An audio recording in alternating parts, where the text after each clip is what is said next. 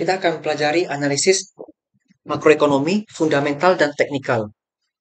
Pertama, analisis makro. Makroekonomi berfokus pada perilaku dan kebijakan ekonomi yang dapat mempengaruhi tingkat konsumsi dan investasi, neraca perdagangan dan pembayaran suatu negara. Faktor-faktor penting yang mempengaruhi perubahan harga dan upah, kebijakan fiskal dan moneter, jumlah uang yang beredar, tingkat suku bunga, dan jumlah utang negara. Secara ringkas, makroekonomi sangat memperhatikan interaksi antara tenaga kerja, perputaran barang, dan aset-aset ekonomi yang mengakibatkan terjadinya kegiatan perdagangan tiap individu atau negara. Kalau kita berbicara tentang konsep makroekonomi, kita akan bicara levelnya negara. Kalau kita bicara tentang mikroekonomi, kita berbicara pada level individu dan perusahaan. Nah, di situ ada dikatakan harga, upah, kebijakan fiskal, itu kan memang negara yang menentukan, pemerintahan kita ya. Nah, kondisi makroperekonomian suatu negara merupakan salah satu faktor yang dapat mempengaruhi kinerja perusahaan-perusahaan yang ada di negara tersebut. Yang dapat mempengaruhi kinerja saham maupun kinerja perusahaan. Antara lain, tingkat suku bunga domestik, kurs valuta asing, kondisi perekonomian internasional, dan lain sebagainya. Saya mulai satu-satu dulu untuk contohnya ya. Suku bunga domestik. Ketika suatu negara sedang berperang, biasanya suku bunga akan naik gitu. Karena dengan adanya perang, kita harus mencegah kerugian.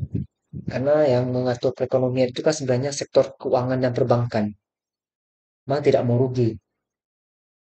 Makanya suku bunga akan dinaikin. Karena dalam kondisi perang, biasanya orang jarang akan mengambil kredit. Kalau sudah mulai seperti itu, lama-lama akan terjadi keruntuhan finansial suatu negara. Suku bunga itu akan berdampak juga langsung kepada kurs valuta asing. Jika suku bunga naik, kurs itu biasanya diikuti juga akan naik. Kondisi perekonomian internasional, seperti contoh perang antara Rusia dan Ukraina, itu menyebabkan harga bahan pokok, harga gandum, harga minyak dunia itu berubah.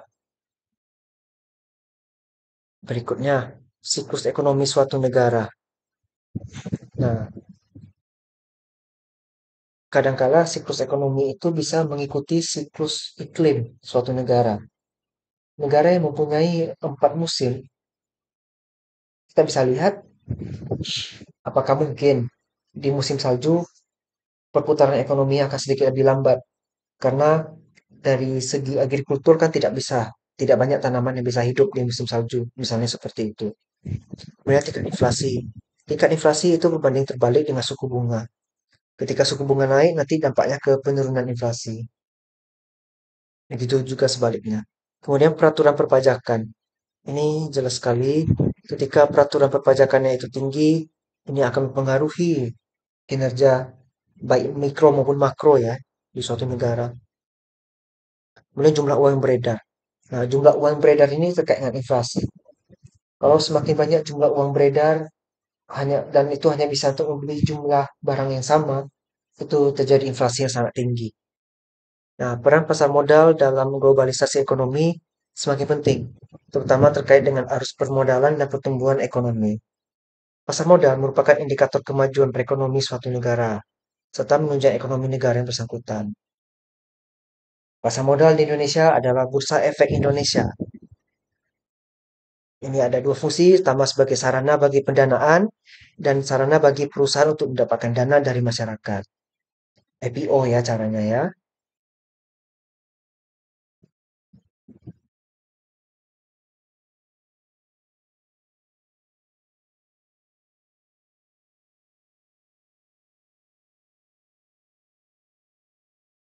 Kemudian pertumbuhan ekonomi Indonesia memerlukan pendanaan dan investasi yang cukup besar, terutama harus mampu bersaing di ekonomi regional dan global. Fungsi pasar modal menampung dana investasi baik untuk para investor baik lokal maupun asing. Kalau kita berharapkan jumlah investor lokal menambah ya, investor berpeluang untuk investasi pada perusahaan atau sektor bisnis yang dinilai memiliki fundamental keuangan yang baik. serta konsisten memiliki prospek cerah di kemudian hari.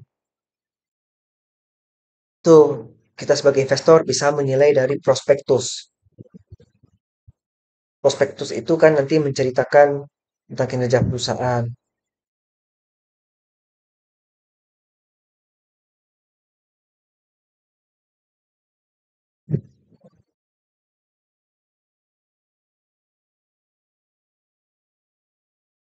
Dengan membaca prospektus kita bisa tahu perusahaan ini bagus atau enggak kinerjanya atau sesuai enggak dengan profil investasi kita. Kalau analisis penilaian membentuk persepsi pasar, menggabungkan current performance dan future growth opportunity. Perampasan modal salah satu pilar kekuatan dan indikator ekonomi Indonesia.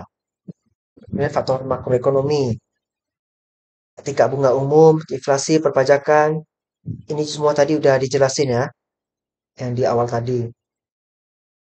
Kemudian ada analisis fundamental.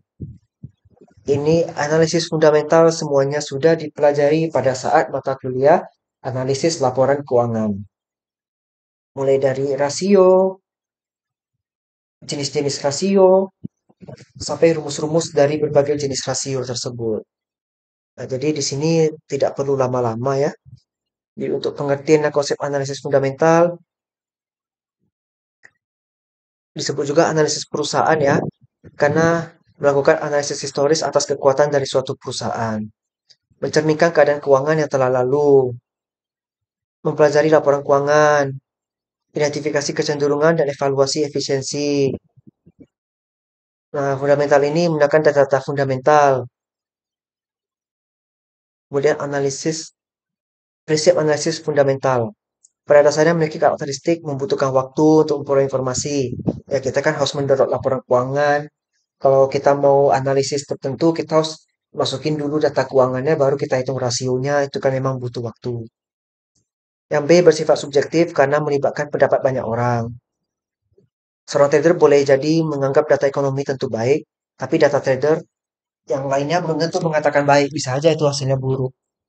Jadi profil resikonya beda, profil masing-masing trader dan investor juga berbeda. Kemudian, jadi cocok untuk jangka menengah dan jangka panjang. Karena yang kita inginkan adalah tren ya, tren yang cenderung naik gitu. Kemudian prinsip yang dipegang dalam analisis fundamental, pertama reaksi berantai. Semakin besar dampak berantai suatu informasi, semakin besar pengaruhnya terhadap nilai sebuah indeks perusahaan. Kemudian jarak informasi. Semakin dekat sebuah informasi dengan suatu indeks saham, maka semakin besar pengaruh informasi tersebut. Misal, kalau Indonesia IHSG itu dibandingkan dengan informasi luar negeri. Ada sumber berita, jenis berita. Pendekatan fundamental memperkirakan harga saham masa datang dengan cara pertama, estimasi nilai faktor fundamental mempengaruhi harga saham di masa yang datang. Kemudian menerapkan hubungan variabel-variabel tersebut sehingga diperoleh harga saham.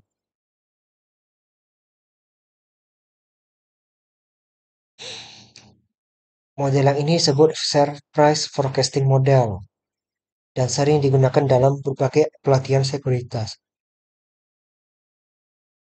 Yang A itu contohnya gini, estimasi nilai faktor fundamental mempengaruhi harga saham di masa depan. Biasanya kalau profitnya bagus, harga saham akan naik. Ketika profitnya turun, harga saham ikut turun. Kita ambillah beberapa data misalnya 5 tahun terakhir. Dengan asumsi semuanya asumsi semuanya kita anggap stabil ya, maka kecenderungannya yang akan naik. Karena labanya cenderung naik, berarti harga saham juga akan cenderung naik. Nah, itu yang namanya share price forecasting model untuk yang model A. Kalau yang B menerapkan hubungan variabel tersebut, ini misalnya ketika perusahaan menerapkan kebijakan mengutamakan modal sendiri daripada pinjaman pihak ketiga, maka nilai utang tidak akan besar. Kalau nilai utang tidak besar, maka beban bunganya kecil. Jika beban bunga kecil, maka dampaknya ke laba yang akan meningkat. Laba yang meningkat akan meningkatkan harga saham. Jadi ada beberapa hubungan variabel sehingga diperoleh harga saham yang kita inginkan. Itu untuk model yang B. Jadi yang A tadi sudah, yang B juga sudah ya. Berikutnya, langkah-langkah yang diperlukan untuk buat model peramalan. Identifikasi faktor fundamental seperti penjualan, pertumbuhan penjualan, biaya, dan lainnya. Nah, dividen ini paling penting ini. Karena nanti ada perhitungannya kita bisa menggunakan dividen sebagai pendekatan untuk memperkirakan harga saham yang tepat. Kemudian identifikasi bagaimana membuat suatu model dengan memasukkan faktor tersebut dalam analisis. Ini biasanya model penelitian. Sering mahasiswa mengambil skripsi kalau di bidang keuangan, baik akuntansi maupun manajemen, analisis pengaruh faktor likuiditas, solvabilitas terhadap harga saham. Nah, itu bisa. Itu jadi model ya. Kerangka analisis fundamental itu ada kondisi makro atau pasar, analisis industri, dan analisis spesifik perusahaan. Yang menggunakan PER, ada present value.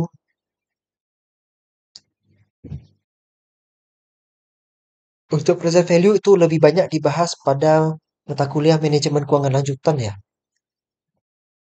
Kalau PER itu sudah dijelaskan pada analisis laporan keuangan.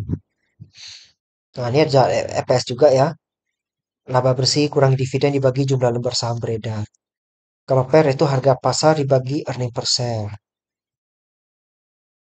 EPS itu berarti berapa laba yang kita dapatkan per lembar saham ketika kita memiliki saham tersebut. Kalau PER, ini cara bacanya, kita beli harga pasar berapa dengan labanya sekian. Berarti berapa lama waktu yang dibutuhkan untuk kita bisa balik modal. Semakin kecil angka PER, semakin cepat kita balik modalnya. Nah, tapi belum tentu pertumbuhan tinggi kan. Tapi kalau PER-nya tinggi, berarti tingkat pertumbuhannya juga tinggi. Tapi lama balik modalnya. Ini ada contoh, hitunglah nilai EPS. Berarti labanya 1,5 juta.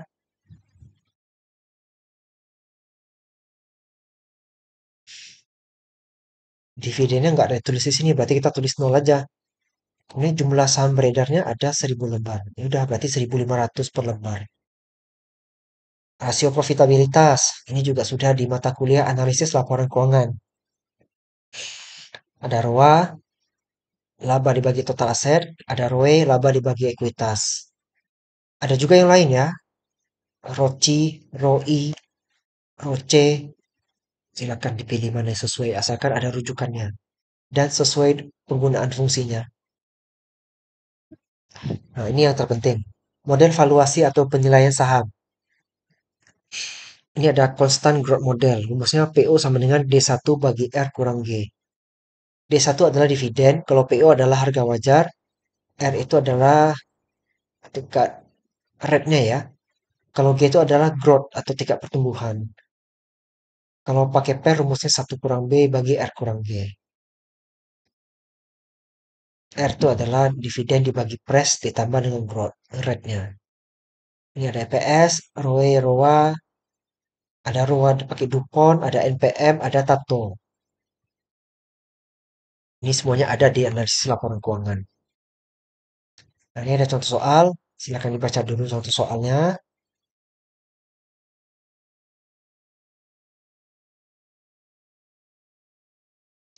Nah, ini untuk menjawabnya seperti ini.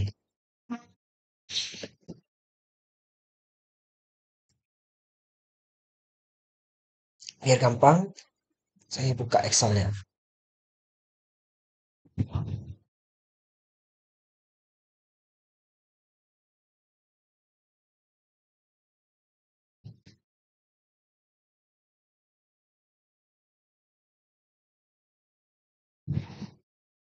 Ini ada tahun, harga saham, earnings, dan dividen. Nah, yang ada di soal, ya ini yang saya blok itu yang jadi pertanyaannya. Pertama, price earning ratio.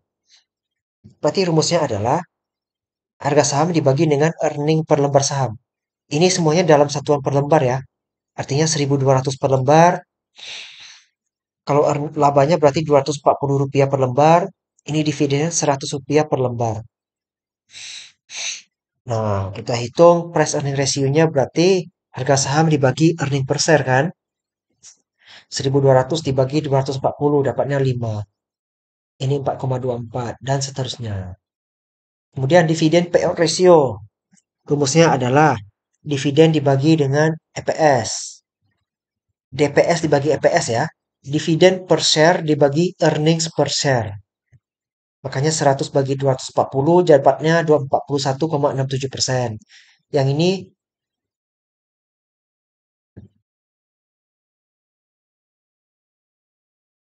ini kita bagi 106 bagi 295 dapatnya 35,93% dan seterusnya.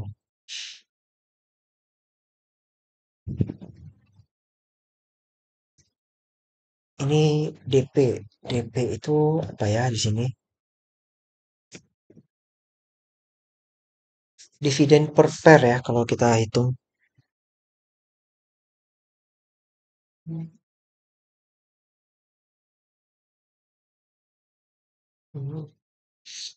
41,67% dibagi 5 dapatnya 8%. 8%. Kita tambahin aja desimalnya deh. Nah, gini ya, jadi lebih jelas. Kemudian R, rate-nya. Rate-nya itu didapatkan dengan rumus seperti ini.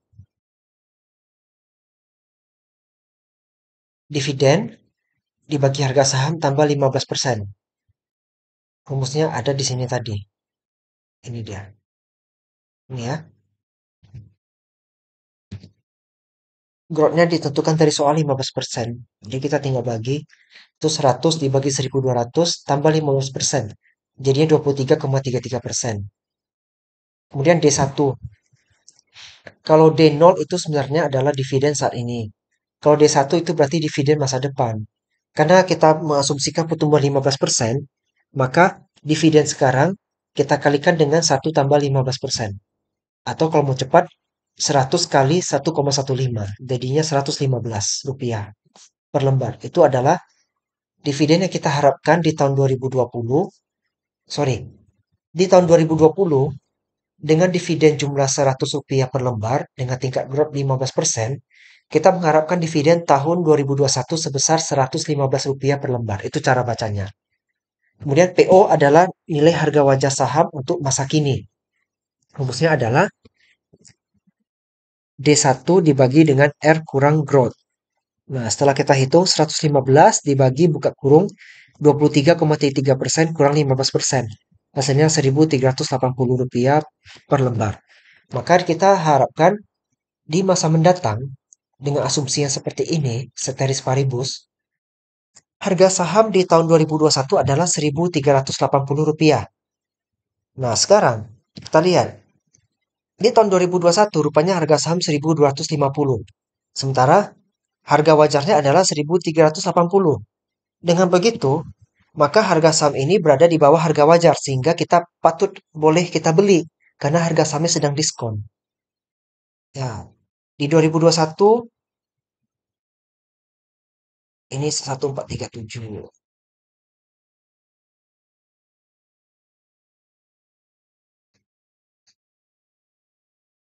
Sepertinya ada sedikit kesalahan teknis. 1.380 ini adalah harga wajar saham untuk tahun 2020 ya, bukan 2021. Nah, kalau begitu berarti harga wajar saham sekarang 1.380, sementara harga saham kita 1.200 ya tetap sama hasilnya seperti tadi ya, meskipun tadi kurang tepat. Jadi hasilnya tetap under value, harga sahamnya lebih murah daripada harga wajar. Jadi patut untuk kita beli. Kurang lebih seperti itu penjelasan untuk yang hitungan ini. Berikutnya analisis teknikal. Ini kita lihat data historis. Ini bisa sambil dibaca aja. Silakan saya kasih waktu untuk baca terlebih dahulu. Jadi kita melihat harga saham, volume, dan indikator pasar lain untuk prediksi keputusan investasi kita mau beli atau kita jual.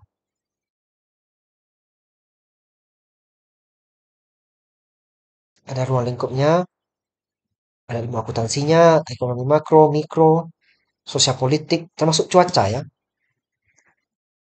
Tapi cuaca ini lebih kepada negara yang punya 4 musim. Kalau negara yang hanya 2 musim seperti Indonesia, cuaca nggak begitu berpengaruh.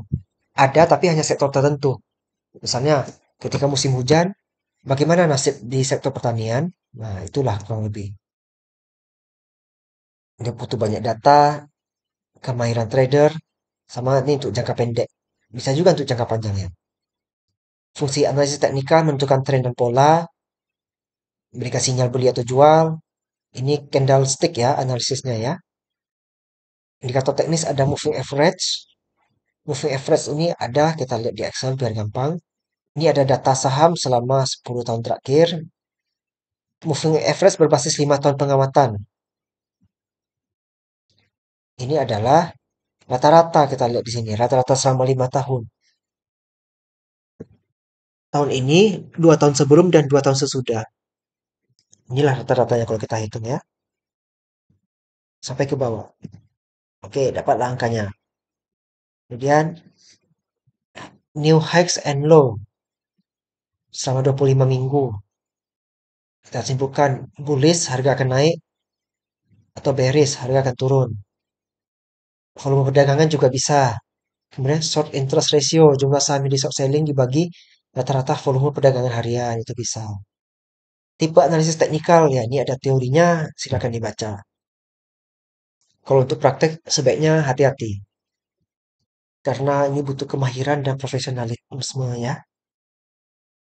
Hal penting dalam analisis teknikal ada grafik, kita melihat pola ya, line bar candlestick, kemudian nah ini adalah line chart, saya kecil dulu, berupa grafik garis, ada bar chart. Nah, ini cara bacanya seperti ini. Harga opennya segini, harga close-nya segini. Kalau harga opennya di atas harga close, berarti terjadi penurunan saham di akhir hari kita kan, maka itu warnanya merah, rugi. Tapi kalau harga close-nya lebih tinggi, berarti close-nya di atas, opennya di bawah. Nanti ini bisa berwarna merah, biru, atau hijau. Sorry, hitam, biru, atau hijau. Tergantung dari sekuritasnya.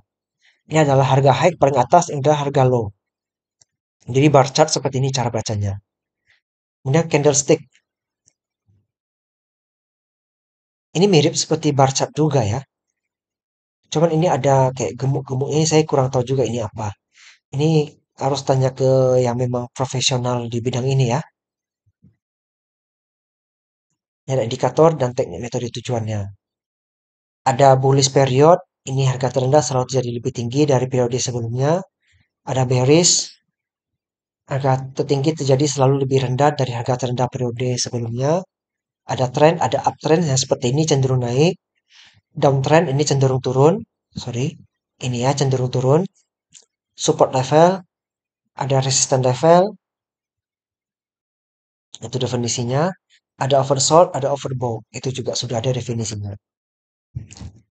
Jadi kurang lebih inilah materi tentang analisis makroekonomi fundamental dan teknikal. Semoga materi ini dapat dipahami dengan baik. Mohon maaf apabila terdapat kekurangan. Terima kasih.